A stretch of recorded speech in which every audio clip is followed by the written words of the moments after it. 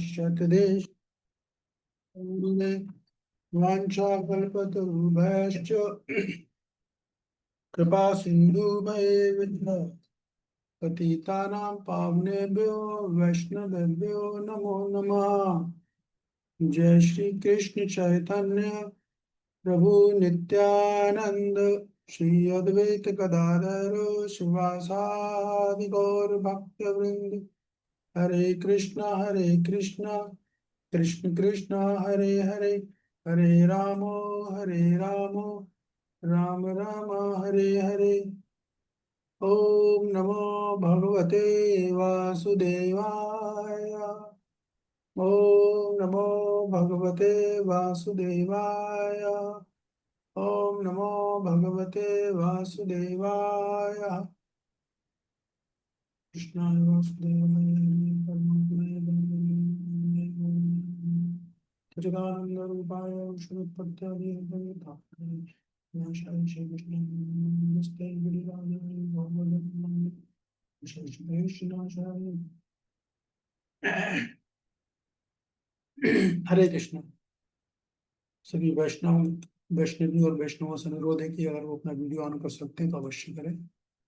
हरे कृष्णा प्रभु जी, सादर प्रणाम। हरे हरे कृष्ण। कृष्ण। हाँ, आप सभी का स्वागत है। हरे कृष्णा गुरु जी, दंडवत प्रणाम। हरे कृष्ण धनुर्धाम। तो अध्याय 8। ये कौन है? XIOMI2।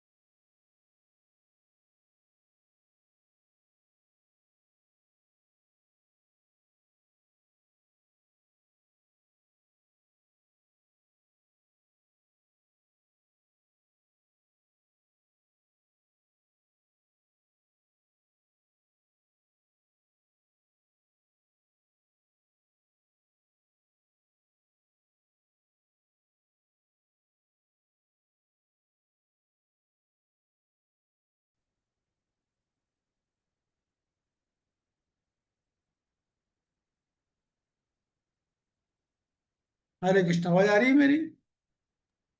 जी प्रभु, हाँ प्रभु आवाज आ जी, रही आ है। रही है। ठीक है, थोड़ा डिस्टर्बेंस आ गया। तो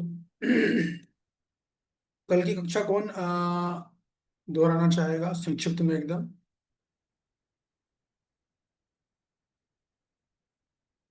यस, बताइए मंगल मोद माता जी। हरे कृष्ण प्रभु जी। प्रभु जी, कल आपने साधना भक्ति के 2 प्रकार बताए थे। एक वैदिक भक्ति, रागानुगा भक्ति, और एक आपने बताई थी मिश्रित भक्ति। और जो मिश्रित भक्ति होती है वो कामनाओं की भावना से करी जाती है, और ये 3 गुनी वाली भक्ति होती है। एक मिनट फिर से बोलिए, कौन कौन सी 3 बताई थी? साधना भक्ति के प्रकार बताए थे, वैदिक भक्ति, वैदिक साधना भक्ति, और रागानुगा भक्ति, और एक मिश्रित भक्ति। मिश्रित भक्ति, अच्छा अच्छा। तो मिश्रित भक्ति जो कामनाओं की भावना से की जाती है, तो वो 3 गुनी वाली भक्ति होती है प्रभु जी। और एक आपने बताई थी वैदिक भक्ति, जो चेष्टा रूपी भक्ति है। इस भक्ति में उसका मन भगवान के प्रति भाव नहीं होता, पर वह भक्ति करता है। और रागानुगा भक्ति, इस भक्ति में भगवान के प्रति भाव होता है, और वह ब्रज के जो न्यायी होते हैं उनका अनुगमन करता है। और इसमें उसके चेष्टा के साथ साथ भाव भी होता है, चेष्टा भी होती है और भाव भी होते हैं। ओके। और उत्तमा वैदिक भक्ति करने के प्रभु जी आपने 4 पहलू बताए थे, संकल्प, एकाग्रता, भाव सेवा और कृपा। संकल्प प्रभु जी इसमें बताया था भी साधक के मन में दृढ़ संकल्प होता है, और वो अपनी नवदा भक्ति को करने के लिए दृढ़ संकल्प के साथ वचनबद्ध होता है। जैसे कि सुबह जल्दी उठना, नियम से श्रवण करना, बिना भोग लगाए खाना नहीं, ये उसके संकल्प होते हैं। उसके बाद प्रभु जी एकाग्रता, मतलब संकल्प उसने ले लिया तो उसे करने के लिए एकाग्रता भी चाहिए। तो उसमें प्रभु जी आपने 3 आर बताए थे, रेगुलरिटी, रिस्पेक्ट और रेगुलेटेड। निमित्ता और रिस्पेक्ट और निमित्त रूप से। हम्म, और प्रभु जी एक भाव बताया था। भाव में इसमें भक्त के मन में साधु शासक के प्रति भावनाएं होती हैं, और ये संकल्प और एकाग्रता के बाद भाव आ जाता है उसमें। और कृपा, जब तीनों संकल्प, एकाग्रता और भाव आ जाते हैं तो वह भगवान से कृपा की याचना करता है, फिर वह अनन्य भक्ति की ओर जाता है। गुड, फिर बहुत भगवान की कृपा उनके ऊपर होती है। ठीक है। तो जो साधना भक्ति है वो तीन तरह की है, फिर से सब लोग सुन लें। आ, पहली है सामान्य साधना भक्ति, सामान्य वैदेही भक्ति। दूसरी उत्तमा वैदेही भक्ति, और तीसरी रागानुगा भक्ति। ऐसे हैं वो तीन। ठीक है ना। तो अमित प्रभु, साधारण वैदेही भक्ति और उत्तमा वैदेही भक्ति में अंतर बताओगे आप?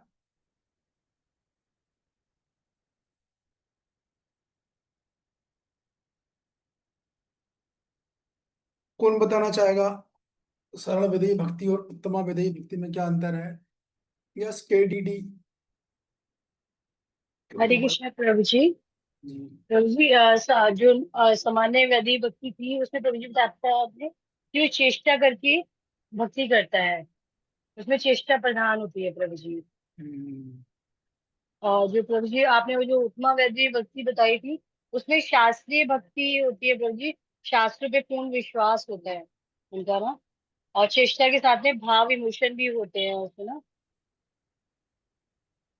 ठीक है। आपने मैंने भी ग्रुप में भेजा है, किसी किसी ने देखा है उसको क्या पूरा? मतलब मैंने तो नहीं भेजा है। जो यस प्रभु जी, मैंने देखा है। निकुंजेश्वरी माता जी को आप सबको धन्यवाद देना चाहिए, उन्होंने पूरा बनाया PPT। मैंने उनसे बोला था, रिक्वेस्ट किया था, तो उन्होंने बनाया, वो मैंने आपको ग्रुप में फॉरवर्ड कर दिया पूरा। तो आप लोग को कंफ्यूजन हो तो आप उसमें भी और देख के समझ सकते हो। और कौन बताएगा सामान्य वैदेही भक्ति और उत्तमा वैदेही भक्ति में अंतर? या जितेंद्र प्रभु, आपने हाथ उठाया था।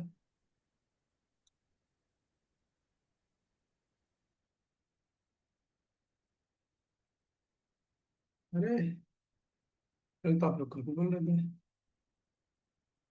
अभी क्या हो गया अचानक? किसी को नहीं पता उत्तमा सामान्य उत्तमा, तो सामान्य वैदेही भक्ति और उत्तमा वैदेही भक्ति में? यस, ऐश्वर्या राधा जी बताइए। ओ, शैलजा देवी दासी जी, अच्छा। बोलिए।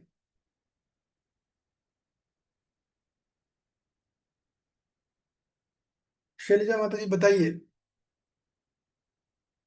हरे कृष्ण प्रभु जी, दंडवत प्रणाम। प्रणाम। प्रभु जी, दृढ़ उत्तमा विश्वास भक्ति। होता है। Okay, sorry. बहुत देर बाद बोला मैंने। हाँ, बोलिए। ओ प्रभु जी, मुझे लगा मैं बोली जा रही हूँ, म्यूट पड़ा था। ओ, हाँ, बोलिए। जी प्रभु जी। प्रभु जी, जो उत्तमा वैदिक भक्ति का भक्त है ना, वो उसका शास्त्रों पे बहुत ज्यादा अटूट श्रद्धा होती है। और अगर वो भक्ति से गिरता भी है ना तो हताश नहीं होता, मतलब वो फिर ट्राई करता है ऊपर उठने की। वो कभी भी मतलब भक्ति छोड़ता नहीं है वो। और वो जो भक्ति करता है वो खुशी से करता है, मतलब वो, और जिसमें ये चारों पॉइंट्स नहीं होते वो नॉर्मल वैदिक भक्ति करता है। ये तो आपने बढ़िया बताया, तो चारों पार्ट नहीं होता नॉर्मल वैदेही भक्ति। हाँ, बात गलत तो नहीं, बात तो सही है। यस, शैलजा जी बताइए।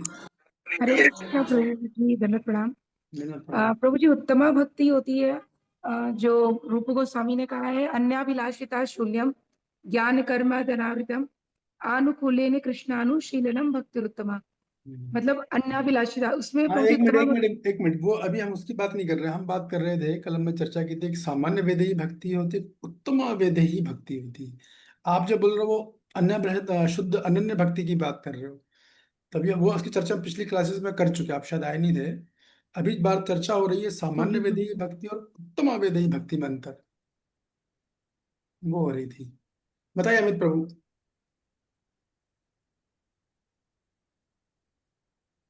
अमित प्रभु, हाथ उठाया आपने? ये होता है कि उत्तमा वैदेही भक्ति में ये होता है कि वो शास्त्रिक श्रद्धा होती है, और वो शास्त्र के अकॉर्डिंग मतलब भगवान की भक्ति करता है, साधु गुरु शास्त्र के अनुसार भक्ति करता है वो। और जब वो शास्त्रिक श्रद्धा उसके अंदर जब आ जाती है, तब जीवन में कुछ भी फ्लक्चुएशंस आते हैं भक्ति को लेकर लाइफ में, तो वो भक्ति उसकी टूटती नहीं है। तो वो उसकी श्रद्धा बनी रहती है। ये उत्तमा वेदेही भक्ति है। और वेदेही भक्ति में जो प्रभु जी इसमें ये प्रयास करता है, चेष्टा भक्ति का प्रयत्न करता है भगवान को प्रसन्न करने का। इन दोनों में ये डिफरेंस है प्रभु जी। नहीं, ये सही नहीं, कंफ्यूजन है इसमें। यस जितेंद्र प्रभु बताइए। प्रभु जी, उत्तमा वैधि भक्ति में प्रभु जी क्या है कि इसमें साधक जो है इच्छाएं वासनाएं होती है, और वो जो है गुरु शास्त्र पे जो है पूरा फेथ होता है। तो कभी कभी वो जो है रिपटेंसेस करता है जब ये चीजें जो होती है, वो मतलब जो अनर्थ जो हमारे इंद्रिय तृप्ति करते हैं वासनाएं, तो उसके बाद वो रिपटेंसेस होता है कि जो है हमने ये जो किया वो गलत है। लेकिन फिर वो शास्त्रों में इतना पकड़ होता है, अटूट श्रद्धा होता है कि फिर वो अपने आप को संभाल लेता है कि जो है ये हम गलत कर रहे हैं। लेकिन ये जो वैधि भक्ति है, इसमें गुरु जी क्या है कि भगवान के प्रति भाव नहीं होता है, दृढ़ निश्चय के साथ हम भक्ति करते हैं चेष्टा के रूप में, लेकिन कोई इसमें इमोशन नहीं होता है। तो ये पॉइंट मेरे को समझ देखिए, आया। इसमें सबसे बड़ा पॉइंट ये है कि जो सामान्य वैदेही भक्ति होती है उसकी भक्ति में शिथिलता बहुत होती है, उसमें दृढ़ निश्चय नहीं होता है। जैसे इन्होंने बोला ना कि चारों पॉइंट नहीं होते, वो तरह से बात पूरी सही है, गलत नहीं है, लेकिन उसमें शिथिलता होती है। और वो श्रद्धा नहीं होगी, चारों पॉइंट तो उसमें होंगे, श्रद्धा भी नहीं होगी, दृढ़ निश्चय भी नहीं होगा, जरा सा कुछ होगा रोएगा, उसकी श्रद्धा लौकिक श्रद्धा होती है, उसकी श्रद्धा शास्त्रिक नहीं होती है, इसलिए उसमें शिथिलता होती है। क्योंकि श्रद्धा क्या होती है, मैंने बताया था कि वो तो यहाँ से सुना, वहां से सुना, जीटीवी में देखा, सोशल मीडिया में देखा, दूसरों को देखा, सुना, चालू कर दिया, तो उसकी शिथिल भक्ति शिथिल रहेगी, तीव्रता नहीं होती है उसमें। और ये भी संभव है कि उसमें जो है भाव नहीं होता है, क्योंकि चेष्टा में शिथिलता होती है। लेकिन उत्तमा वेदेही भक्ति में तो वो गंभीर होता है, वो शिथिल जो उसकी चेष्टा होती है उसमें बड़ा गंभीर रहता है। ये बात है। ठीक है, तो फिर ठीक है, आप लोगों को सब समझ में आ गया। वैसे बाकी मैंने भेज दिया है ग्रुप में, तो आप लोग देख लोगे तो वो पूरा क्लियर हो जाएगा। ठीक है, अब जो हम आगे चलेंगे। प्रभु जी एक मिनट। प्रभु जी एक पॉइंट और था इसमें, कल आपने जो माता जी ने बोला कि जिसमें जो आर जो पॉइंट था, ट्रिपल आर एकाग्रता, एकाग्रता में, उसमें आर जो मोस्ट इम्पोर्टेंट पॉइंट था जिसमें रिस्पेक्ट था। तो आपने इसमें ये बताया था कि ये रूट कॉज है, और इसमें जिसके हृदय में, जिस साधक के हृदय में अपने साधु गुरु और शास्त्र के प्रति जितने डीप अमाउंट का रिस्पेक्ट होगा, ग्रेटिट्यूड होगा, और तब वो मतलब भगवान के प्रति मतलब अच्छे से भक्ति कर पाएगा और वो भगवान के उतनी प्रति। अच्छी, उतनी उत्तम उत्तम क्वालिटी की वो वेदेही भक्ति कर पाएगा। यस। यस, ये इंपॉर्टेंट पॉइंट था बहुत। ठीक है, श्लोक क्रमांक 23, जितेंद्र प्रभु रेडी रहिए। क्यों हो रहा है मेरा वीडियो, क्यों ऐसा समझ नहीं आ रहा।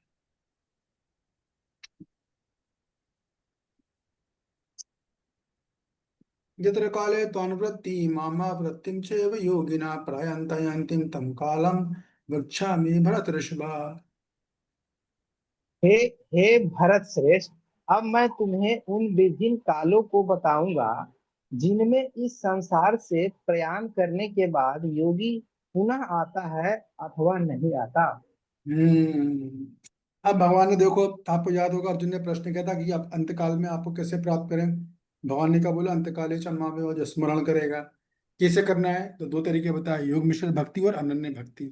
तो जो पूरी डिटेल हमारी चर्चा हुई, कितने तरह की भक्ति होती है, हमने भक्ति संदर्भ से प्रमाण से ही चर्चा करी। वो सब हो गया, आरोप सिद्ध भक्ति भी हो गई, आपको याद होगा, संग सिद्धा भक्ति भी हो गई, और स्वरूप सिद्ध भक्ति की भी चर्चा हुई भक्ति संदर्भ से, वो सब हमने कर लिया है।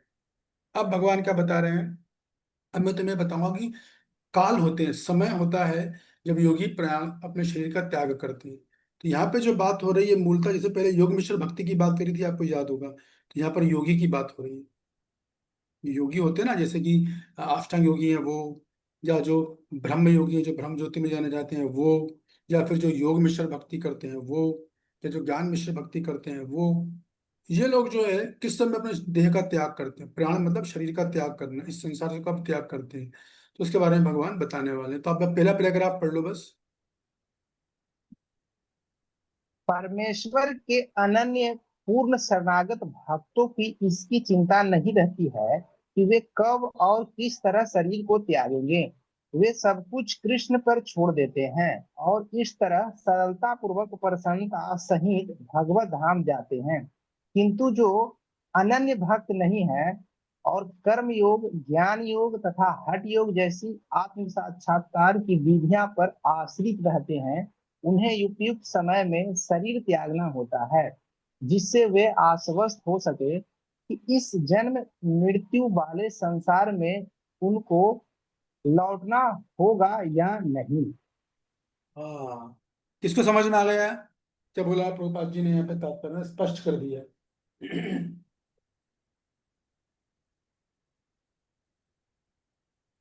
कौन सा? हाथ उठाइए, कौन बोलना चाहता है? क्या बोला प्रभुपाद जी ने तात्पर्य में? सुना नहीं या पढ़ा नहीं या देखा नहीं? दिखाई नहीं। बताइए मंगल मोहन माता जी। अच्छा।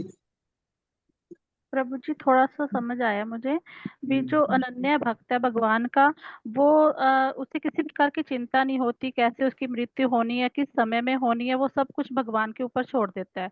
और जो बाकी योगी होते हैं, उन्हें एक निश्चित समय पे अपना शरीर को त्यागना होता है, ताकि वो मतलब अपने जहाँ पे उन्होंने पहुंचना है वहां पहुंच सके। बिल्कुल सही जवाब, परफेक्ट। कि देखिए, जो काल की बात अभी बताने वाले हैं आगे दो श्लोकों में, तो प्रभुपाद जी बोलते हैं कि भगवान के भक्त को उसके लिए कुछ आवश्यकता नहीं है। वो तो सब प्रभु पर छोड़ देते हैं, अपनी अनन्य भक्ति करने का प्रयास करते हैं, उत्तमा वेदेही भक्ति करते हैं, रागानु भक्ति करते हैं और अनन्य भक्ति तक पहुंचते हैं। और फिर बड़ी सरलता से देह त्यागते हैं। भक्त को वैसे भी देह त्याग बड़ी सरलता से होता है, उसको बहुत ज्यादा कष्ट नहीं होता है भक्त को। भली बाहर से लोगों को देख के लगेगा, लेकिन भक्त को शरीर त्यागने में कष्ट नहीं होता है, बशर्ते कि कम से कम वो जो उत्तमा वेदेही भक्ति तक आ चुका है, उसको प्रैक्टिस कर रहा है। लेकिन बाकी जो लोग कौन होते हैं, जैसे ज्ञान योग, हठ योग, कर्म योग वाले, इनको समय और काल का ध्यान रखना पड़ता है, किस समय शरीर त्यागना है। ठीक है ना? तो ये बात है। दूसरे प्रकार की पहली लाइन पढ़िए।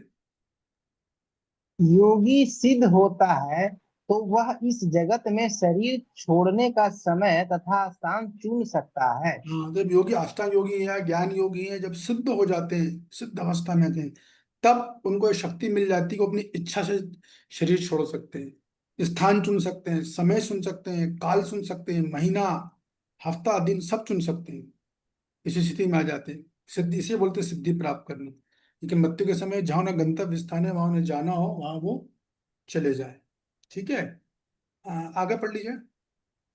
किंतु यदि वह इतना पटु नहीं होता तो उसकी सफलता उसके अचानक शरीर त्याग के संयोग पर निर्भर करती है। क्योंकि मान लो कोई सिद्ध नहीं हो पाया, साधक है, और अचानक से मृत्यु त्याग दी, तो उसकी सफलता उसकी मरते समय जो चेतना थी उस पर निर्भर करेगी। ठीक है ना? ब्रह्म की चेतना थी या परमात्मा की चेतना थी, जो भी थी उस पर निर्भर करेगी। आगे पढ़िए। भगवान ने अगले श्लोक में ऐसे उचित अवसरों का वर्णन किया है कि कम मरने से कोई वापस नहीं आता। आचार्य बलदेव विद्याभूषण के अनुसार यहाँ पर संस्कृत के काल शब्द का प्रयोग काल के अधिष्ठाता देव के लिए हुआ है। तो बलदेव विद्याभूषण को प्रभुपाद जी कोट करके बोल रहे हैं कि हाँ, संस्कृत में श्लोक आया है एक काल। देखते हैं कहाँ आया है।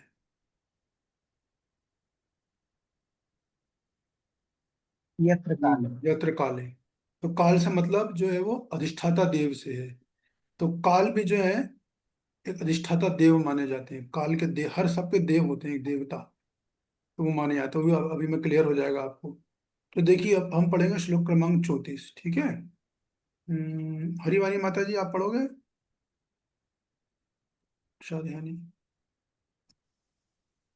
हरिवाणी माता जी, हरे कृष्ण, दंडवत प्रणाम।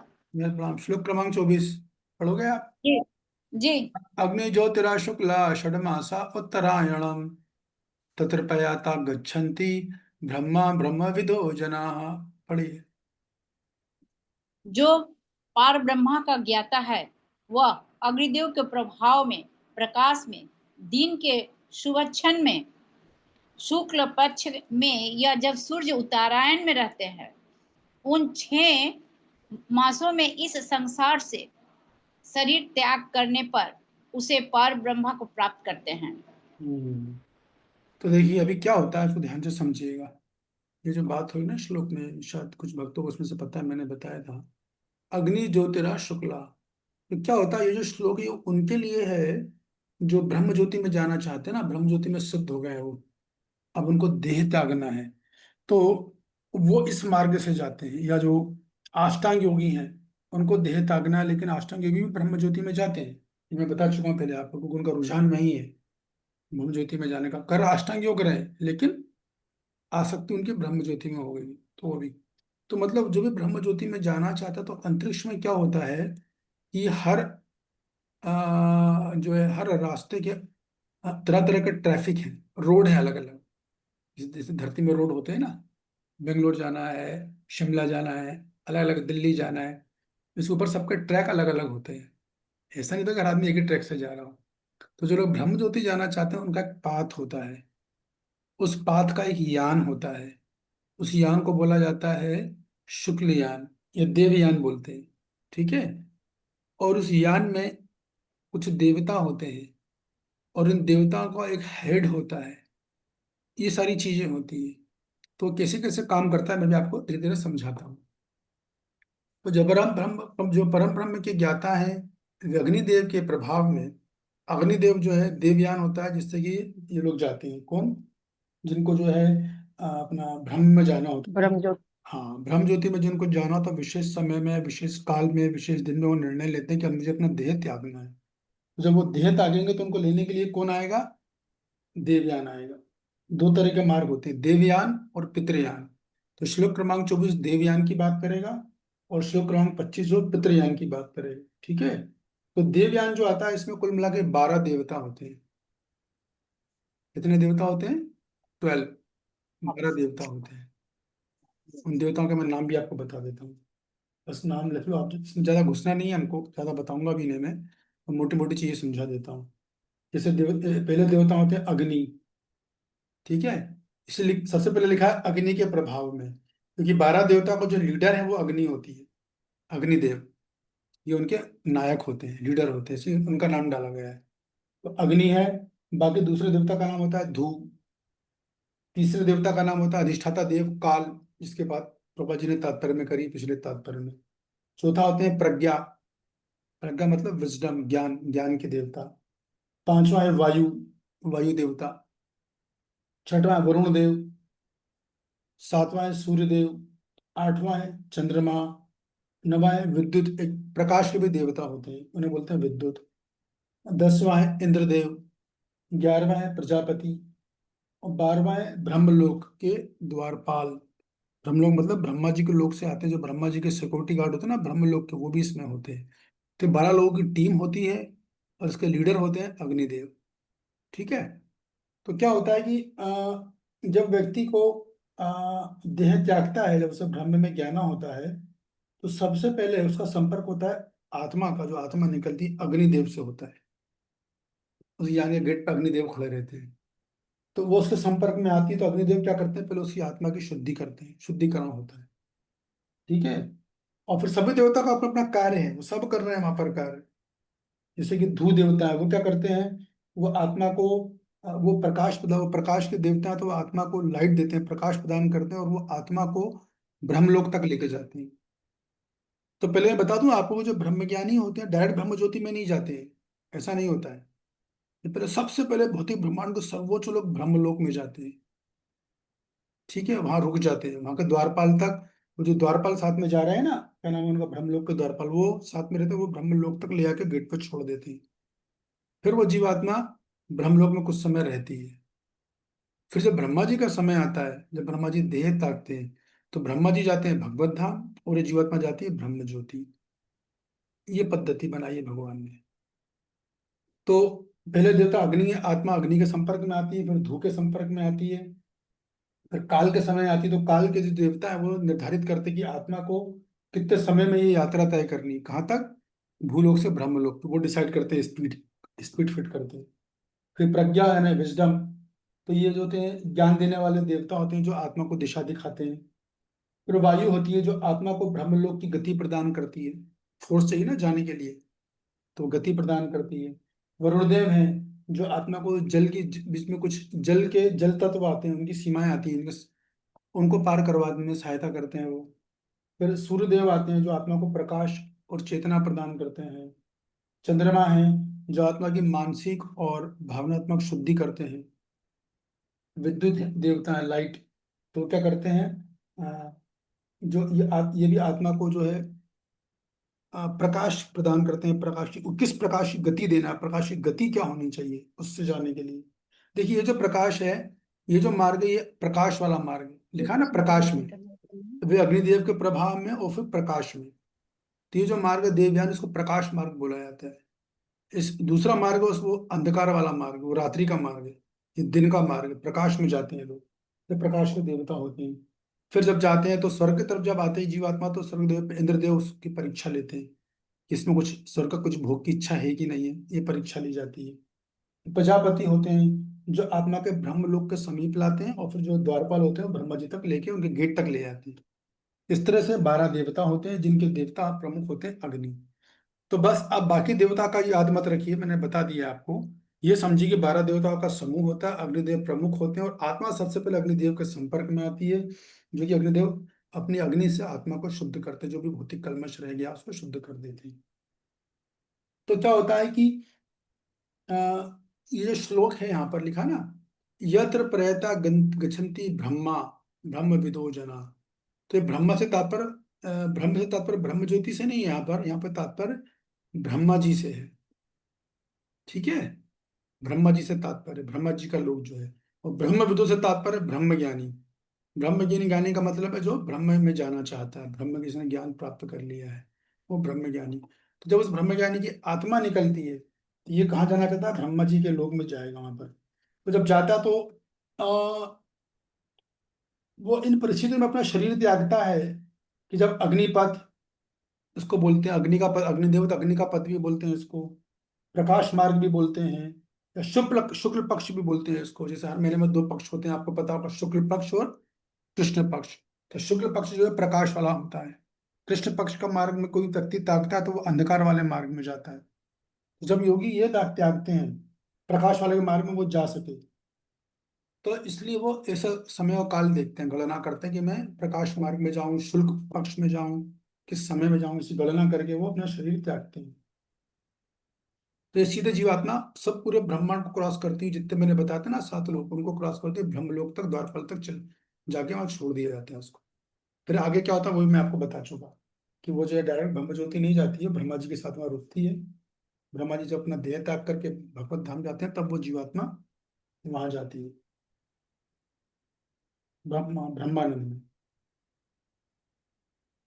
तो बेसिकली इस श्लोक को मूलतः अनेक नामों से बुलाते हैं, इस पाथ को, प्रकाश का मार्ग, अग्नि का मार्ग, शुक्ल पक्ष, उत्तरायण भी बोलते हैं, क्योंकि सूर्य समय उत्तरायण होते हैं, ठीक है ना। तो ये सब आकाश के पथ होते हैं, और इन सबके अधिष्ठाता देव होते हैं, जो मैंने आपको बताया 12 देवता बताए। तो ये सारी व्यवस्था करते हैं कि आत्मा की यात्रा सुचारू रूप से होए, उसको कोई तकलीफ कोई कष्ट नहीं हो। तो ब्रह्मा जी तक लेकर जाते हैं, फिर ब्रह्मा जी से योगी स्वयं अपने गंतव्य स्थान ब्रह्म ज्योति को प्राप्त करता है। ब्रह्मा जी तक तो ये लेके जाते हैं, वहां से फिर योगी स्वयं जाता है। लेकिन ये भक्तों के लिए बिल्कुल भी ये लागू नहीं है, शुद्ध भक्ति तो बिल्कुल भी नहीं। शुद्ध भक्त डायरेक्ट वैकुंठ विमान आता है, उससे सीधे वैकुंठ लोग जाते हैं। उनका योगक्षेम का ध्यान स्वयं खुद ब्रह्मा जी रखते हैं।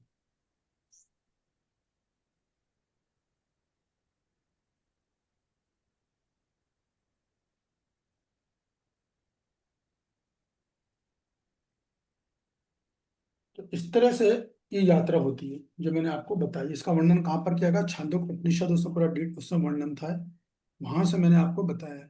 तो देखिए अभी पहले आपको हो सकता है कि अनुवाद समझ में नहीं आया होगा। जो परम ब्रह्म के ज्ञाता है मतलब ब्रह्म ज्ञानी है, अग्निदेव के प्रभाव में, अब आपको समझ में आ रहा होगा।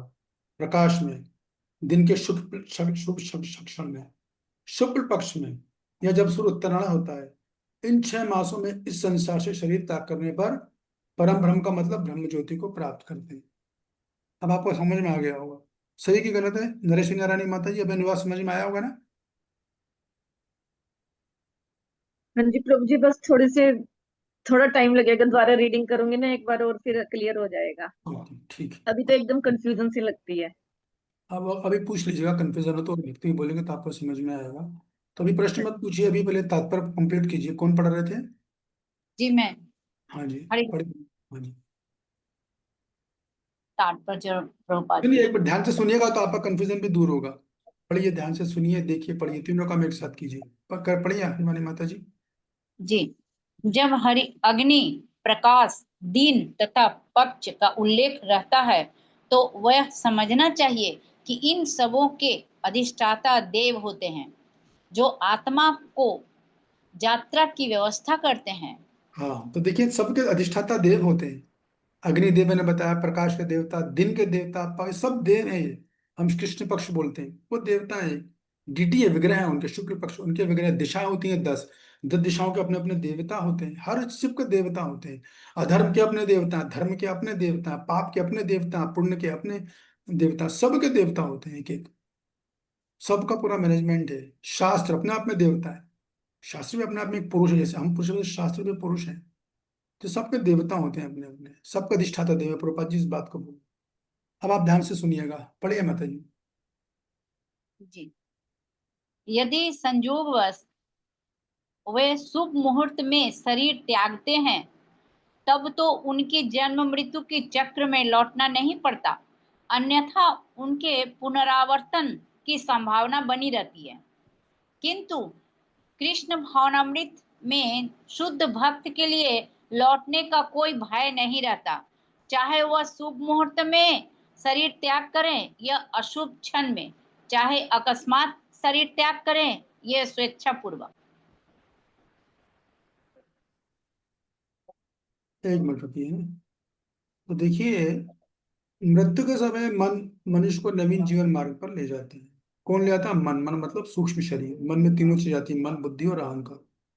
यदि कोई अकस्मात या योजना पूर्वक उपयुक्त समय पर शरीर का त्याग करता है, तो उसके लिए निर्विशेष ब्रह्म ज्योति प्राप्त कर पाना संभव होता है। मतलब यदि कोई नहीं, जो ब्रह्म ज्योति वाले हैं, जिन्होंने वेद विमर्शन किया हुआ है, जो कि ज्ञान योग का धारण किए हैं, पाठ लिए हैं, तो वो लोग यदि सही समय पर तरीक त्याग करेंगे योजना पूर्वक, मतलब वही देश काल परिस्थितियां पक्ष जो सब बातें ऊपर आई ना, उसकी योजना बना के, तो फिर वो जाते हैं। मतलब वो नीचे नहीं गिरते। फिर इस मार्ग से जो व्यक्ति जाता है वो नीचे नहीं गिरता है।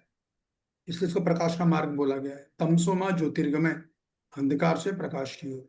ठीक है। और फिर क्या बोल रहे हैं प्रभुपाद जी? यदि कोई संयोगवश शुभ मुहूर्त में शरीर त्यागते हैं तो उनको जीवन चक्र में लौटना नहीं पड़ता है, मतलब वही ब्रह्म ज्योति वाले।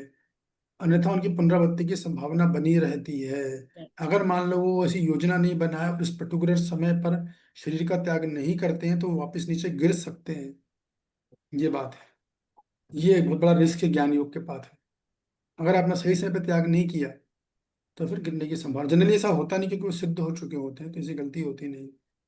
लेकिन कृष्ण भावनामृत में शुद्ध भक्त के लिए कोई भय नहीं है। कभी भी, दिन में, रात में, शुक्ल पक्ष हो, कृष्ण पक्ष हो, दिन हो, सुबह हो, रात हो, कभी भी कर दो, उसके लिए कोई फर्क नहीं। क्यों? तो वो इसलिए भगवान का स्मरण रहता है ना, भगवत स्मरण करता है। तो शरीर स्वेच्छापूर्वक त्याग करे या अकस्मात त्याग करे, शुभ में समय में करे, अशुभ क्षण में करे, कृष्ण भक्त इस रेंज में नहीं आता। पितृपक्ष चल रहे हैं, शरीर त्याग, वो उस रेंज में नहीं आएगा। ये कृष्ण भक्ति का बेनिफिट है। और गया तो वापस भी नहीं आने वाला हो। ठीक है। तो ये होगा प्रकाश मार्ग, अग्नि मार्ग, इतने सारे नाम है इसके। अब पूछिए प्रश्न। ये सुनील गुप्ता जी, आप तो ऑलरेडी सुन चुके हो, बताइए। हरे कृष्णा प्रभु जी, इसमें जो लिखा है, यदि संयोगवश वे शुभ मुहूर्त में शरीर त्यागते हैं, तब तो उनको जन्म मृत्यु के चक्र में लौटना नहीं पड़ता। लेकिन ये बात तो जहां तक मेरे को ध्यान है, ब्रह्म ज्योति से तो वो वापस आता ही है ना पृथ्वी पर। करेक्ट। वो जो ब्रह्म ज्योति से आता है, वो मैंने बताया था आपको कि वो सारे ज्ञानी नहीं आते, है ना। ब्रह्म ज्योति में 2 तरह के ज्ञानी पहुंचते हैं सफलता में। एक्चुअली 3 तरह के ज्ञानी होते हैं। तो जो ज्ञानी होता है, जो उसके मन में, वो जिस ज्ञानी को परमात्मा का पूरा ज्ञान है, भगवान तत्व का पूरा ज्ञान है, भक्ति का पूरा पता है, भक्त के बारे में पूरी जानकारी है, सब कुछ है उसको, फुल ज्ञान, जितना नॉलेज हमें, हमसे ज्यादा ज्ञान है उसको, तो पूरी भागवत का ज्ञान है, भगवत गीता का ज्ञान है। लेकिन फिर भी उसकी स्वाभाविक आकर्षण ब्रह्म ज्योति की तरफ है। ये वो ज्ञानी, इसलिए वो जाता है। और उसकी मान्यता रहती कि भक्त, भक्ति और भगवान तीनों शाश्वत है। ये अशाश्वत नहीं है। तो वो जाता है, वो नहीं गिरता है, उसको रिवॉर्ड है। लेकिन दूसरा ज्ञानी होता है, वो क्या मानता है कि भक्त, भगवान और भक्ति, ये तीनों अशाश्वत है। ये तो कल अभी मैं, जब तक मैं जिंदा हूं तब तक मैं कर रहा हूं, इसका मुझे भक्ति की कोई आवश्यकता नहीं। तो उसकी मानसिकता भक्ति को उपयोग करने की रहती, ब्रह्म ज्योति में जाने के लिए। इसलिए वो जाता है और वो गिरता है। लेकिन बाकी सारे जो ज्ञानी जानता है कि भक्ति भी शाश्वत है या शाश्वत नहीं है, तो वो नहीं गिरता। ठीक है, ये बात है। या सोमा बासक जी पूछिए।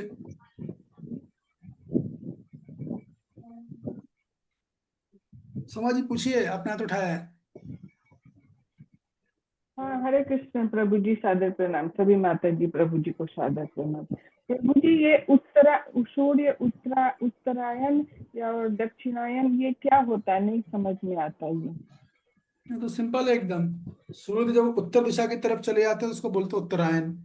अच्छा, शुभ माना जाता है, अच्छा समय माना जाता है। और जब सूर्य दक्षिण दिशा की तरफ चले जाते हैं तो वो हो जाता है दक्षिणायन। मैंने शाम के समय। किसी भी समय, दिशा से मतलब है, समय तो अलग बात हो गई, दिशा, यहाँ दिशा की बात हो रही है। ठीक है, सूर्यदेव उत्तर दिशा की तरफ गए तो उत्तरायण, दक्षिण दिशा की तरफ गए तो दक्षिणायन। इसका समय से मतलब नहीं है, दिशा की बात हो रही है। सुबह हो, दोपहर हो, शाम हो, रात हो, कुछ भी हो। ओके प्रभु जी। ये संग्रहणी माता जी। हाँ जी, हरे कृष्णा प्रभु जी, दंडवत प्रणाम। मेरा भी इसी से ही था कि ये सूर्य उत्तरायण में रहता है 6 मास। तो ये 6 मास कौन से होते हैं जब उत्तरायण में होता है? तो वो तो शायद जनवरी से चालू होता है, शुरू के 6 महीने से। उसका एग्जैक्ट तो मुझे भी नहीं पता है, लेकिन मुझे ऐसा आइडिया कि शायद शुरू के 6 महीने जो वो जनवरी से होते हैं ना, जो उस टाइम उत्तरायण होता है। बल्कि संक्रांति से चालू होते हैं 14 जनवरी से। और तिथि से देखेंगे ना तो 14 जनवरी से मकर संक्रांति से सूर्यदेव उत्तरायण होते हैं, वहां से 6 महीने। फिर उसके बाद दक्षिणायन। तो वो तिथि होती है, वो तिथि से पता चलता है कैलेंडर से। तिथि में सूर्य की गति होती है, उसके आधार पर गणना की जाती है। तो हर साल आगे पीछे होती है, वो फिक्स नहीं होती है। समझ रहे हैं?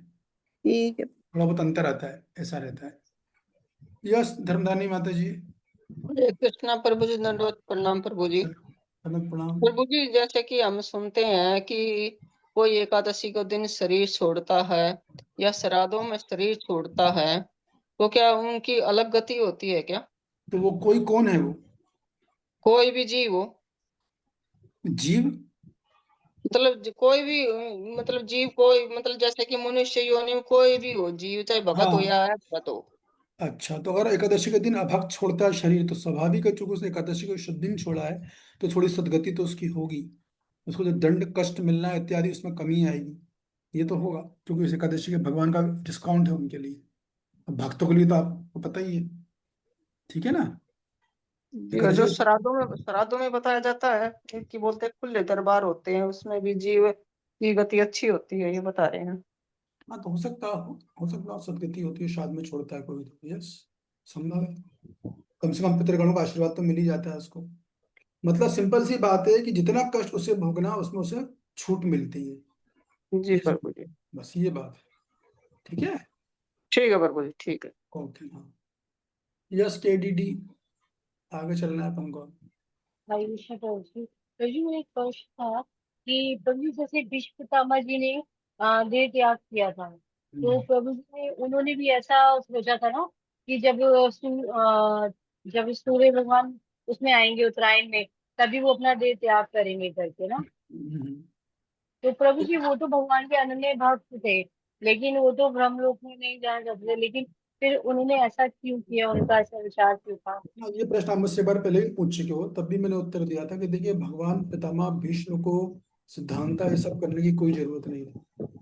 उनके तो, आप तो चिंतन, ये सामने भगवान खड़े हैं भाई उनके तो। भगवान के सामने चरणों पर दर्शन दिए उन्होंने, सामने न दिए, उन्हें कोई आवश्यकता नहीं थी। मगर ये उनकी नम्रता है। वो उनके मन में भाव था कि मैं तो स्वर्ग में इतना पतित हूँ, ऐसे इतने इतने खतरनाक मैंने काम किए हैं। द्रौपदी का जो है, मैंने चुपचाप बैठा रहा, मैं द्रौपदी का चिरहरण हुआ, इतना सब कुछ हुआ, अधर्म की तरफ लड़ा मैं, तो मैं तो नरकों में गिरूंगा। तो नरकों में नहीं भी गिरा तो कम से कम वैकुंठ तो मैं नहीं जाऊंगा। हालांकि वो वैकुंठ लोग ही गए, दास भाव में है वो। एक उनकी खुद की अपनी फीलिंग थी, एक बात।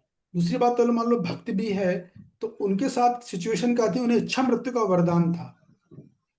तो उनको चूंकि फैसिलिटी थी ये कि वो जब चाहे देह त्याग करो, तो स्वाभाविक है, दो ही ऑप्शन आपके पास, उत्तरायण और दक्षिणायन। तो लेगा क्यों ना उत्तरायण में छोड़ो। आप होते तो आप भी यही करते, मैं होता तो मैं भी यही करता, है कि नहीं? समझ में आया नहीं आया? हाँ जी प्रभु जी, ये बात जीवन है। इच्छा मृत्यु की थी। हाँ, उनको आवश्यकता थी नहीं, मर चुकी, फैसिलिटी अच्छा मृत्यु का वरदान है, तो वो क्यों करेंगे ऐसी गलती? ठीक है, उत्तरायण में ही छोड़ूंगा मैं, तो दक्षिणायन में छोड़ो, ये बात थी।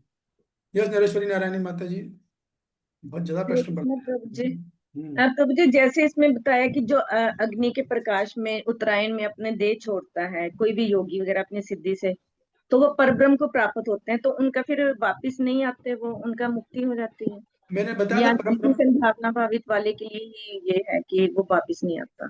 परम ब्रह्म का अर्थ क्या है मैंने बताया, सुना आपने क्या?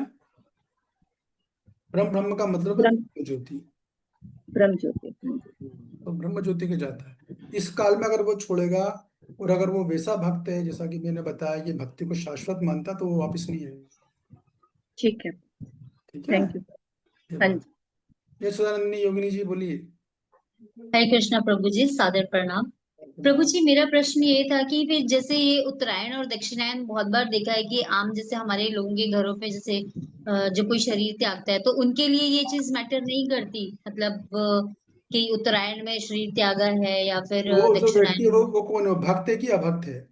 मतलब अभक्ति, मतलब अभक्त मीन्स नॉर्मल है, भक्त भुक्त नहीं है।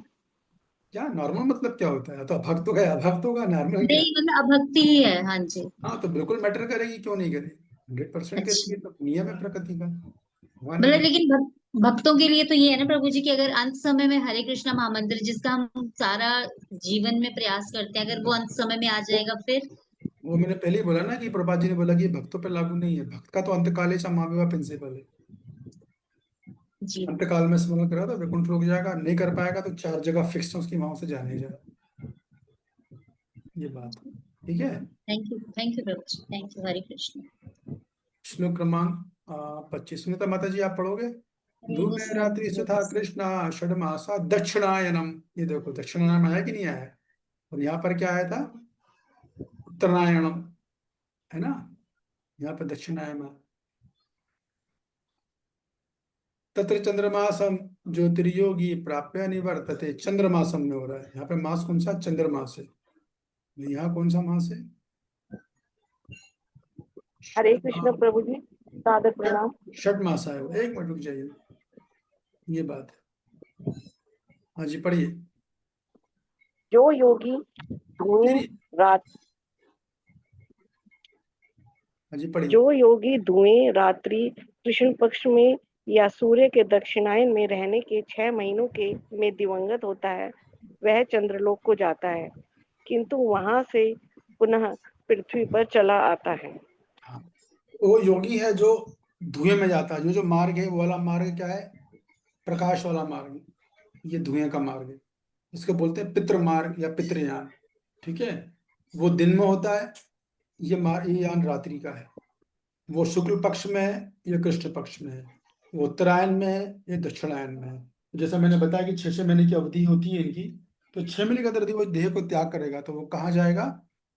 चंद्रलोक जाता है। लेकिन लेकिन लेकिन धूमा रात्रि तथा कृष्ण षडमासा दक्षिणायनम तत्र चंद्रमासम ज्योतिर्योगी प्राप्त निवर्तते। तो यहाँ पर बोला गया जो योगी, इसको समझिए। ठीक है, यहाँ पर भौतिकवादी की बात नहीं हो रही, यहाँ पर भक्तों की बात नहीं हो रही। वहां पर वो श्लोक में योगी की बात हुई थी, और भक्तों की या भौतिकवादी की बात नहीं होती। भक्तों सीधे, अभक्त तो सीधा नरक जाता है, वो तो पाताल लोक की तरफ जाएगा, उसका मार्ग अलग है, नरक का मार्ग। ये योगी है, तो ये धुआं रहेगा, इसमें प्रकाश नहीं रहेगा, अंधकार वाला मार्ग होता है, और चंद्रलोक जाता है और वहां रहेगा, फिर वहां से वो पुनः वापस आता है। तो प्रश्न ये उठता है कौन सा योगी है? कौन सोच के बताना चाहेगा किस योगी की बात यहाँ पर हुई है?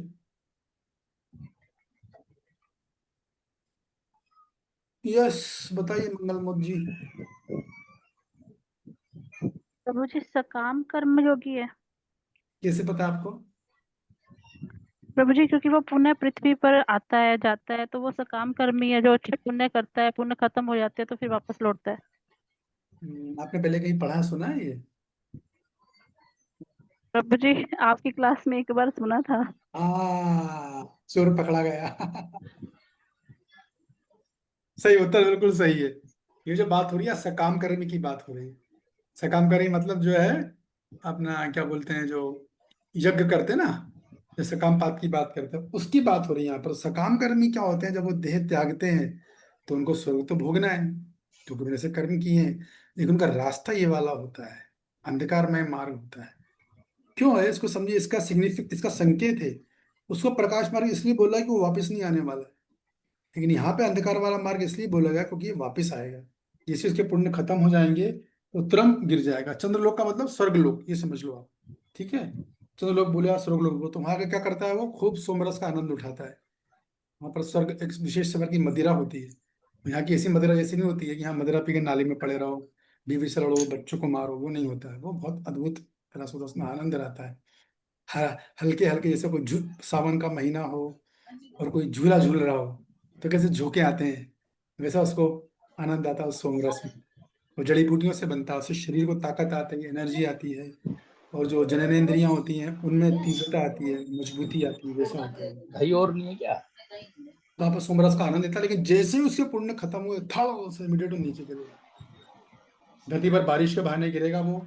बारिश से फिर अन्न में जाता है, अन्य व्यक्ति को खाता है, तो अन्न से फिर वो, अन्न के माध्यम से वो उस व्यक्ति के वीर्य में घुसते ही वो जीवात्मा, और फिर वो जब वो पुरुष स्त्री के साथ संग करता है तो स्त्री के गर्भ में जाकर वो जीवात्मा बैठ जाती है, और इस तरह फिर वो पुनः जन्म लेके बाहर आती है। इस तरीके से पूरा चक्र चलता है। ये ठीक वैसे जैसे मान लो कि कोई व्यक्ति है बहुत, वो अमेरिका जा रहा है, पैसे वाला अमीर व्यक्ति, वो अमेरिका जा रहा है, लेकिन जैसे ही पैसे खत्म होंगे उससे पहले उसे वापस आना होगा इंडिया। आना होगा कि नहीं आना होगा? वो तुरंत 1 मिनट ही रुक सकता हो अमेरिका में। जितने पैसे थे खत्म लग रहा, वापस भागो। एक बार हुआ था हमारे साथ, हम लोग एक स्थान पे गए थे मध्य प्रदेश में, एक हिल स्टेशन है, उसका नाम है पचमढ़ी। हम 3-4 दोस्त इकट्ठा हो गए थे, हमने कहा चलो सबने कलेक्शन किया, उसमें इनकम तो किसी की थी नहीं, सब स्टूडेंट थे। कलेक्शन करके हमने किया और हम पहुंच गए हिल स्टेशन पे, वहाँ बढ़िया हमने एंजॉय किया। अचानक पता चला कि अब खाने पीने के पैसे ही नहीं है। तो देखा कुल मिला के बस इतने पैसे बचे थे कि बस का किराया था, 4 लोग थे गिनती का, बस में खाने को भी कुछ नहीं था, क्या खाएंगे क्या नहीं खाएंगे। जैसे तैसे भागे, एकदम होटल छोड़ी, भागे, खटाखट पेमेंट किया, भाग के सीधे बस में बैठे, क्योंकि अगले दिन रात रुके तो वो फुल चार्ज देना पड़ेगा। तो वैसे अमेरिका जाते हो आप तो वैसे ही है यहाँ पे कि आप जाओगे तुरंत जेल से वापस नीचे आना पड़ेगा, ठीक वैसे ही।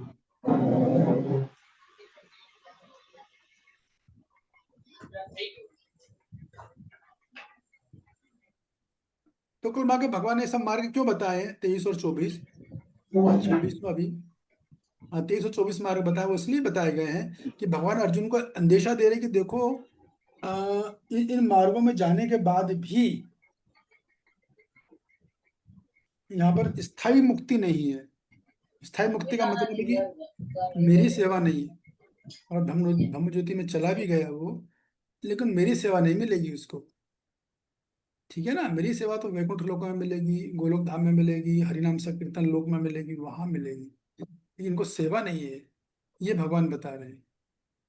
इस बात को बताने के लिए भगवान ने दोनों श्लोक बताए, प्रकाश का मार्ग, अंधकार का मार्ग, ठीक है ना। प्रकाश वाले मार्ग को बोलते हैं देवयान, और इस वाले को मार्ग को बोलते हैं पितृयान, ठीक है, ऐसा है। श्लोक क्रमांक 26 कौन पढ़ना चाहेगा, हाथ उठाए। जिसका हाथ पे लौट गया मैं उसको नाम बोल दूंगा। या सदानंदनी योगिनी जी। शुक्ल कृष्ण गति होते जगता शाश्वते मते एक यातना वृत्ति मन्या वर्तते पुनः।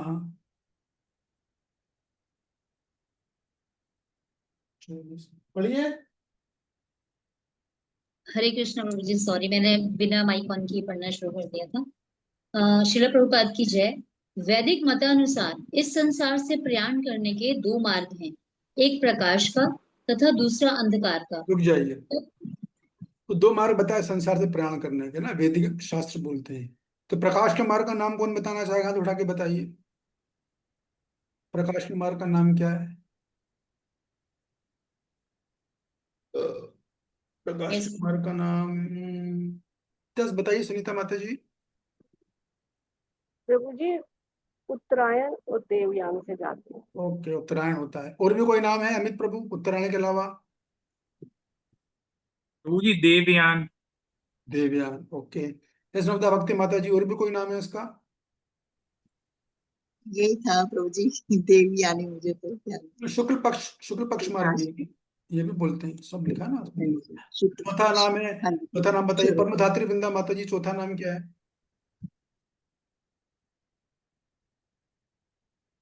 तो मुझे क्या पूछा? चौथा इसी मार्ग का, प्रकाश वाले मार्ग का चौथा नाम क्या है?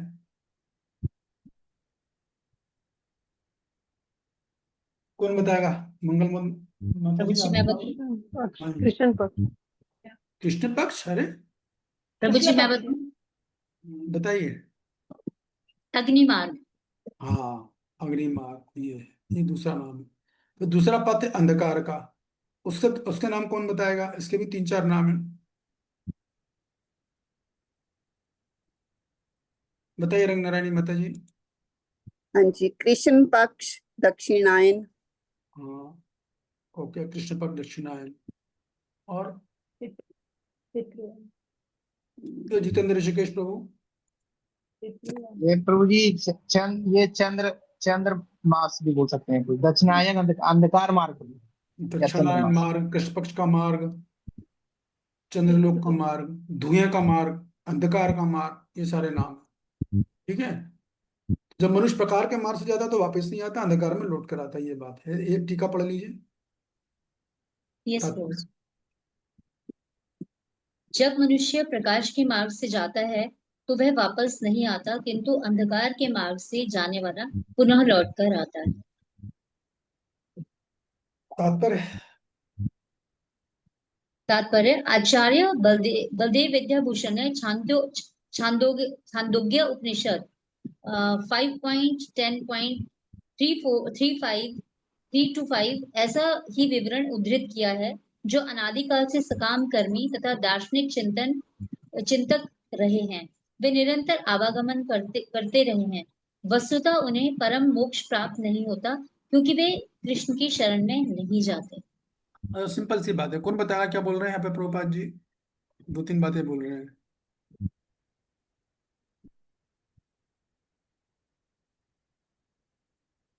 क्या बोल रहे हैं प्रभुपाद जी?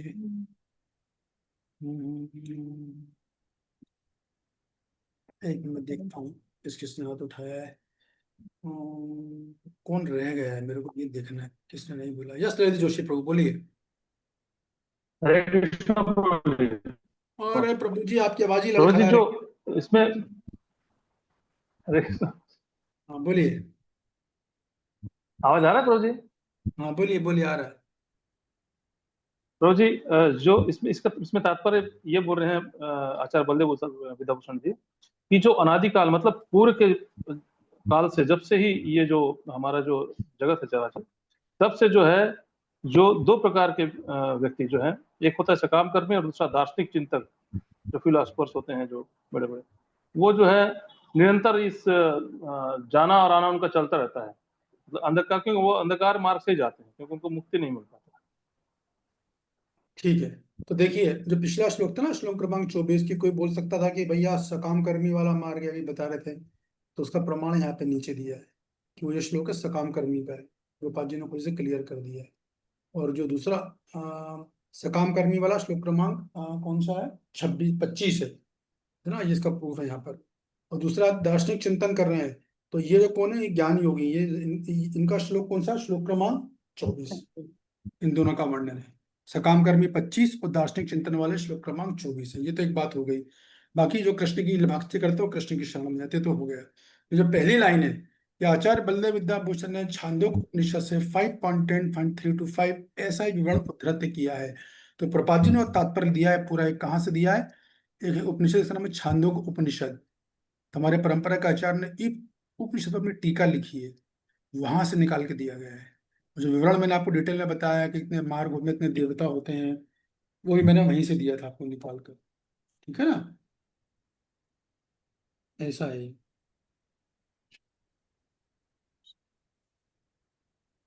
छांदोग्य उपनिषद में भी है, ब्रह्म सूत्र में भी आता है, शंकराचार्य ने भी बोला है इसको।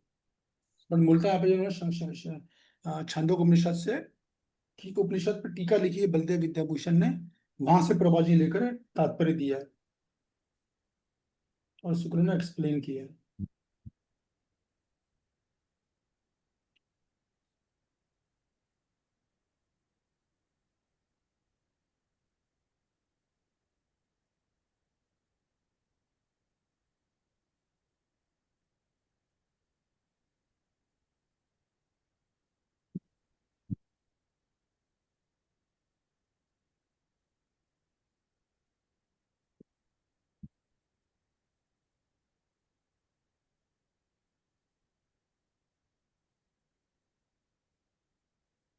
एक मिनट होल्ड कीजिएगा।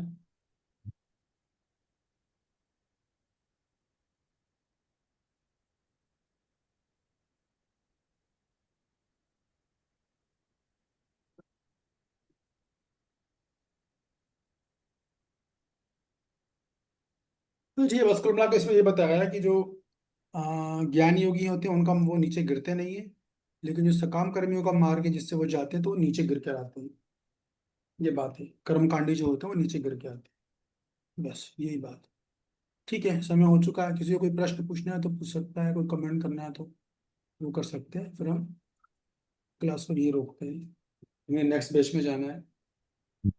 हरे कृष्णा प्रभु जी, दंडवत प्रणाम। हाँ माता जी। प्रभु जी, जैसे सकाम कर्मी के बारे में बताया, जैसे कोई अब करवाता है या प्याऊ खुलवाता है या स्कूल खुलवाता है, ऐसे मतलब धार्मिक काम को, या वैसे मतलब ये कर्मकांडी काम करता है, इनके लिए बोले ना आपने सकाम कर्मी के लिए? नहीं नहीं, सकाम करने का मतलब होता है जो यज्ञ करते हैं, अच्छा, केवल यज्ञ? केवल यज्ञ। बाकी जी आपसे बोल रहा हूँ जिनकी बात करिए परोपकारी कार्य में आती है, नैतिकतावादी कार्य में।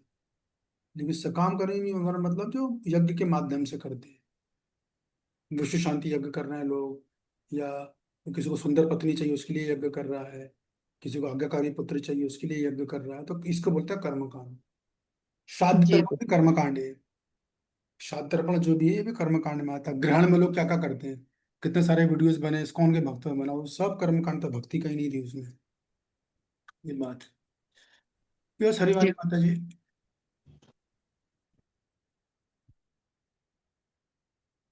जितेंद्र हरिकृष्ण प्रभु बोलिए। प्रभु जी, इसमें ब्रह्म ज्योति में जो स्वाभाविक रूप से जाते हैं वो तो वापस नहीं आते हैं। एक बताएं कि जो भक्ति का यूज करके वहां जाते हैं वो फिर गिर जाते हैं। एक और भी बताया था प्रभु जी, वो थोड़ा सा रह गया था, तो क्या था प्रभु एक जी? और थे, उनको बोलते हैं मायावादी। वो अच्छा, तो हाँ, वो भी सेम पाथ को अपनाते हैं, सेम साधना करते हैं, लेकिन वो नरक में जाते हैं सीधे, उधर जाते ही नहीं है।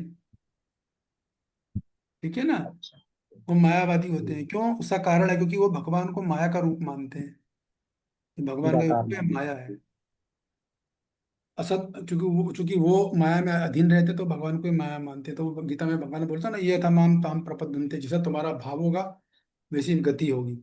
या मति सा गति, तो उनकी मति ये होती है कि भगवान को ही माया का रूप मानते हैं, कि भगवान का शरीर हमारी तरह हड्डी मांस का बना हुआ है, हड्डी है, चम है, छाल है, और तीनों गुणों से प्रभावित है, तो इसलिए वो नरक जाती है।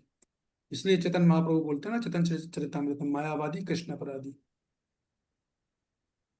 आशीष में शुरू हो सर्वनाश। ठीक है ना। यस, रागिनी जी का राग सुनते हैं, बोलिए। हरे कृष्णा प्रभु जी, पांचांग प्रणाम। सर प्रणाम, बोलिए। प्रभु जी, जैसे आपने बताया कि सकाम कर्म योगी होते हैं, जब उनका पुण्य क्षीण हो जाता है तो वो नीचे आते हैं, तो वो बारिश के रूप में आते हैं मतलब, और फिर अन्न में जाते हैं। तो ये चीज़ मुझे समझ नहीं पाती हूँ किस तरीके से ये प्रोसेस होता है। देखिए, वो आत्मा होती है, जब वो गिरती है तो कैसे गिरेगी? बारिश के माध्यम से गिरती है। बारिश के माध्यम से गिरती है तो फसल पे गिरती है, अनाज पे गिरे, उससे अनाज बनता है। फसल से वो अनाज में जाती है, वो जीवात्मा, दाल चावल इत्यादि जो अनाज होता है ना उसमें। फिर जब जो व्यक्ति उसको खाता है तो उससे क्या बनता है? ब्लड बनता है। ब्लड से व्यक्ति पुरुष का वीर्य बनता है, तो पुरुष के वीर्य में जाती है। फिर जब वो संसर्ग करता है तो फिर वो जीवात्मा स्त्री के गर्भाशय में जाती है, फिर वो वहां से बाहर निकलता है। ये प्रोसेस होता है पूरा। तो प्रभु जी, जरूरी तो नहीं कि बारिश जब भी हो तो कोई फसल पे हो या खेत पे ही हो? हाँ, वो बात अलग है, लेकिन फसल पे भी तो होती है ना।